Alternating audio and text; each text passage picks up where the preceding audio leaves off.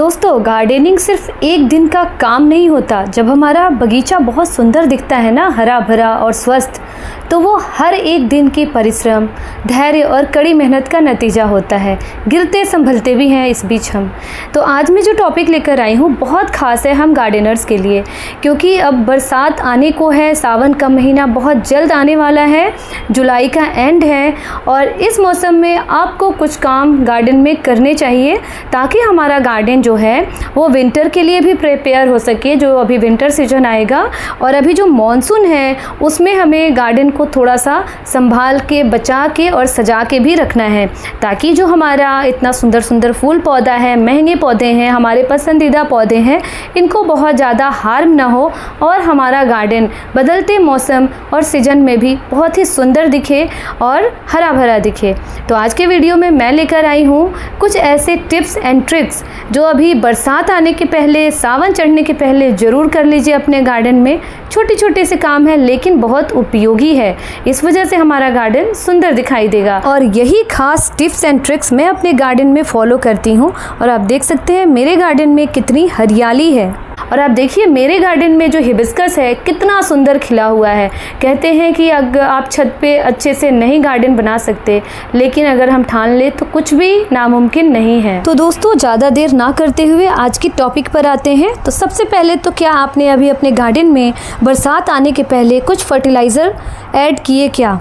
जी हाँ दोस्तों, जैसा कि बारिश आने के बाद आए दिन बारिश होती रहेगी और उसके बाद फर्टिलाइज़र जब हम देंगे ना, तो ये पानी जब होती है, बारिश का पानी, उसमें वाटर ड्रेन होता है और बहुत ज़्यादा पानी ओवरफ्लो होने से हमारे खाद और फर्टिलाइज़र गिर जाते हैं, निकल जाते हैं और वेस्ट हो जाते हैं। बारिश में फूल पौधों में अच्छी ग्रोथ भी हो जाती है, तो इस टाइम इनको फर्टिलाइज़र और इनको पोषण देना ज़रूरी हो जाता है। तो मेरे पास यहाँ 3 टाइप के फर्टिलाइज़र हैं, जिसमें से वर्मी कंपोस्ट नंबर 1 पे है।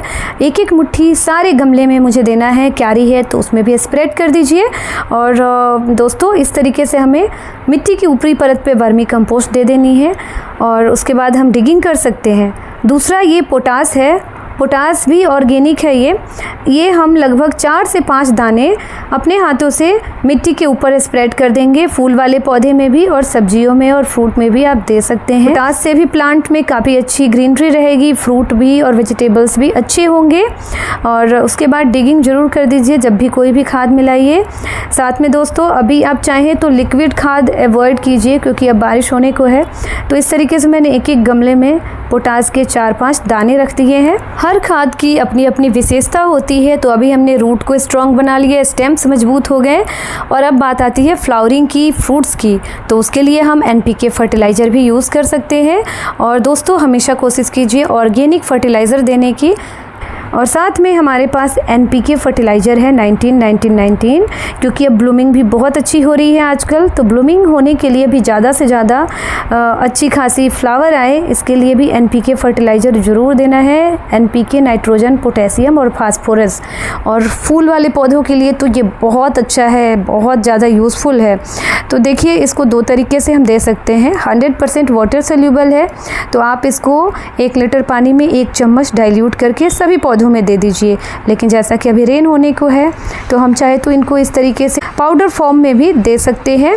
1 चुटकी या 1 टीस्पून सभी गमले में हमें थोड़ा थोड़ा ऊपर से रख के और मिट्टी की खुदाई कर देनी है। अपने फूल पौधों को पोषण तो दे दिया, अब इनको हमें प्रॉब्लम से भी बचाना है, बीमारियों से, अनावृष्टि, अतिवृष्टि, सभी चीज़ों से बचानी है। तो मेरे पास है ऑर्गेनिक नीम पेस्टिसाइड, इसका स्प्रे हम कर सकते हैं।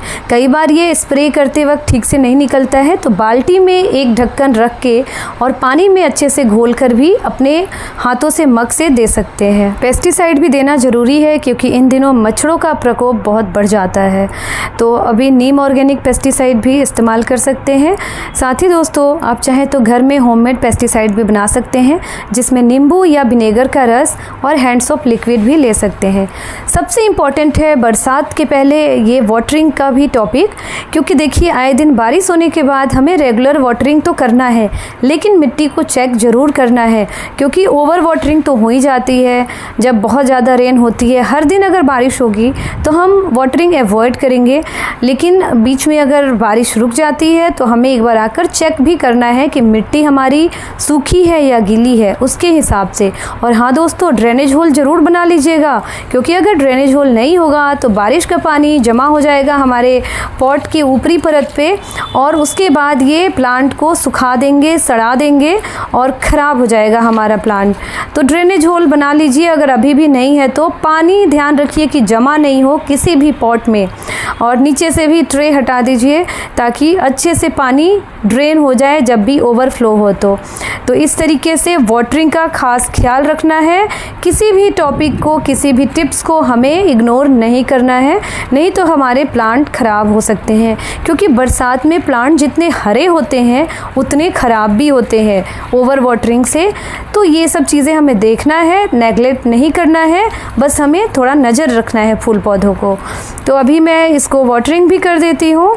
और देखिए दोस्तों, पानी भी चाहिए, किसी भी फूल पौधों को खाना भी चाहिए और बीमारी से भी बचना है।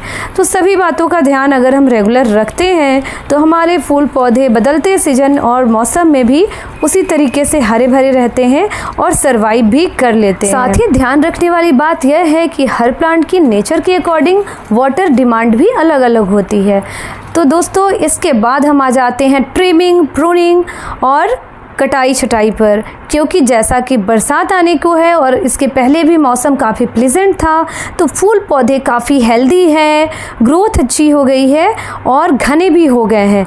लेकिन बहुत ज़्यादा घने हो जाने से ये अनशेप हो जाते हैं और बहुत ज़्यादा जगह लेने लगते हैं, एक दूसरे को कवर करने लगते हैं।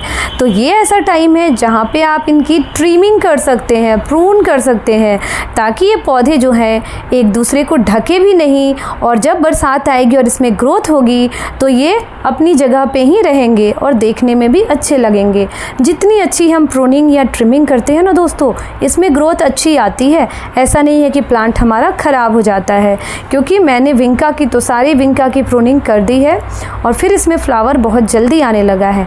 अगला स्टेप है कि हमारे जो स्प्रिंग फ्लावर थे वो समर सीजन में भी खिलते हैं। तो देखिए, ये गोमफिरना के फूल खिलने के बाद अब इसके बीज बन गए हैं और ये ड्राई हो गया है। तो अभी इनको हम ऐसे ही नहीं जाने देंगे, इनको अच्छे से हमें सारे बीज को निकाल लेना है और वापस इसमें हमें स्प्रेड कर देना है, ताकि अभी ये सर्दियां आने तक फिर से ब्लूमिंग करने के लिए तैयार हो जाए। तो सिर्फ ना ही गोमफिरना, इनफैक्ट जितने भी अभी स्प्रिंग वाले फ्लावर हैं ये समर में भी कंटिन्यू होंगे, जैसे कि कॉक्सकॉम्ब है और आपकी कोलियस है, बालसम है, ये सारे अभी खिलने वाले हैं दोस्तों। तो आप चिंता ना करें, दोबारा से हम रीसीड भी जर्मिनेट कर सकते हैं। और देखिए कितना जंगल हो गया था, तो ये क्लीनिंग भी हो रही है एक तरह से, और किसी भी बीज को मैं वेस्ट नहीं होने दूंगी। दोबारा से मैं इसे लगाने वाली हूँ और मैं अभी आपको इसका रिजल्ट भी दिखाने वाली हूँ। तो देखा आपने, लगभग 2 हफ्ते में ही कितने सारे गोमफिरना के छोटे छोटे प्लांट निकल गए हैं। इसे हम बांट भी सकते हैं अपने आसपास, और कटाई छटाई करने के बाद कितने सारे आपको देख सकते हैं टहनियाँ भी निकल रही है, तो आप इसे कटिंग में भी लगा सकते हैं। और इन पत्तों को सुखाकर हम इनका कंपोस्ट भी बना सकते हैं पत्तियों का, जो बहुत अच्छा लाइट और उपजाऊ होता है। और देखिए, जब भी बीज रखेंगे तो एक बार खुदाई ज़रूर कर देंगे। तो देख सकते हैं इस तरीके से हम बैक टू बैक बहुत सारे ज़रूरी काम कर रहे हैं, और ज़रूरी होता है, इम्पॉर्टेंट होता है हर बदलते मौसम के साथ इन सब को करना। साथ में दोस्तों अभी मैं रिपोर्टिंग भी करने वाली हूँ, क्योंकि प्लांट काफ़ी बढ़ गए हैं और छोटे पॉट में ये फिर उतना अच्छा ग्रोथ नहीं करेंगे। तो मैंने प्लांट जो परमानेंट है उनको थोड़े से बड़े पॉट में शिफ्ट करने जा रही हूँ, और उस वजह से जितना अच्छा प्लांट को आप स्पेस देंगे, सॉयल देंगे, उर्वरक मिट्टी देंगे, उसमें उतनी ही अच्छी ग्रोथ, चमक देखने को मिल जाती है। तो ये परमानेंट प्लांट है और डिवीज़न से ये मल्टीप्लाई होते रहते हैं। तो इसको थोड़ा सा बड़ा पॉट में प्रोवाइड कर रही हूँ, लगभग 15 इंच का पॉट है और बहुत सुंदर इसमें फूल खिलता है। कैना लिली का ही एक ये वैरायटी है, लाल, पीले, नारंगी और अच्छे अच्छे इसमें फ्लावर आते हैं। और आजकल दोस्तों रिपोर्ट करने का भी बेस्ट टाइम है, तो रिपोर्ट करना बिल्कुल मत भूलिए। अभी प्लांट सूखेंगे नहीं, क्योंकि मौसम में भी बहुत अच्छा मॉइस्चर है और क्लाइमेट भी बहुत अच्छा हो गया है, खुशनुमा हो गया है। तो इस तरीके से जितने भी आपको लगे कि रिपोर्टिंग करना है, उन सारे पौधों को रिपोर्ट कर दीजिए। अगर रूट बाउंड हो गया है तो उसको भी चेंज कर दीजिए। मिट्टी भी बदलने का सही टाइम है, मिट्टी ज़रूर बदल दीजिए, क्योंकि बरसात के बाद हर जगह पानी पानी, ओवर वाटर ये सब देखने लगता है, तो कीचड़ ना बने इसके लिए एक अच्छी सी वेल ड्रेनिंग सॉइल मिक्स तैयार कर लीजिए। और अच्छी सी पॉटिंग मिक्स तैयार करने के लिए मैं जो करती हूँ वही मैं आपको भी बताऊँगी। गार्डन सॉइल ले लेंगे और साथ में हम सैंड लगभग 2 मुट्ठी ले लेंगे, और वर्मी कंपोस्ट या काऊ डंग भी ले लीजिए अच्छी क्वालिटी का, और इसमें हम नीम केक पाउडर मिला देंगे ताकि फंगस ना लगे इनको। और साथ में वेल ड्रेन्ड और बहुत ही बढ़िया एक उपजाऊ मिट्टी तैयार कर लीजिए। गमले की मिट्टी बनाने में हमें ख़ास ध्यान ये रखना है कि इनको कम स्पेस होता है बढ़ने के लिए भी और न्यूट्रिशंस लेने के लिए भी, तो अच्छी सी एक मिट्टी बनानी ज़रूरी हो जाती है। और देखिए 1 बोरा यहाँ पर निकला है हमारे पास, ढेर सारी पत्तियाँ, स्टेम्स। अभी तो मैंने बालकनी में कुछ प्लांट की रिपोर्टिंग की है, सफाई की है। अब मैं छत पे आ गई हूँ। यहाँ भी आज बारिश हुई थी और एक दिन में ये सारा काम नहीं हुआ है दोस्तों, हर दिन मैंने थोड़े थोड़े काम किए हैं। जब लगे कि किसी बगीचे के कॉर्नर में हमारी ज़रूरत है या कुछ ठीक करना है, सुधार करना है, तो वो हम कर सकते हैं। तो मैंने छत पे भी आके कुछ जो पॉट थे उसको रिपोर्ट किया है। साथ में छत पे तो हद से ज़्यादा घास निकले हुए हैं, तो इस समय हमें घास भी निकालना ज़रूरी हो जाता है। डिगिंग करेंगे तो घास ऑटोमेटिकली बहुत सारी निकल जाएगी। तो डिगिंग भी एक स्टेप है, खुदाई करना और बुआई भी हमने कर दी है। और साथ में अब जितने भी अनवांटेड घास पात है इसको निकालना ज़रूरी है, क्योंकि बरसात में तो और निकलने वाले हैं दोस्तों। तो उसके पहले जितने भी आपको दिख रहे हैं वो सब हटा दीजिए और रिपोर्टिंग ज़रूर कर दीजिए। कुछ प्लांट की मिट्टी ख़राब है, किसी की आप गमले ख़राब है, ये सब चीज़ें हमें चेक करते हुए रिपोर्ट करना ज़रूरी हो गया है।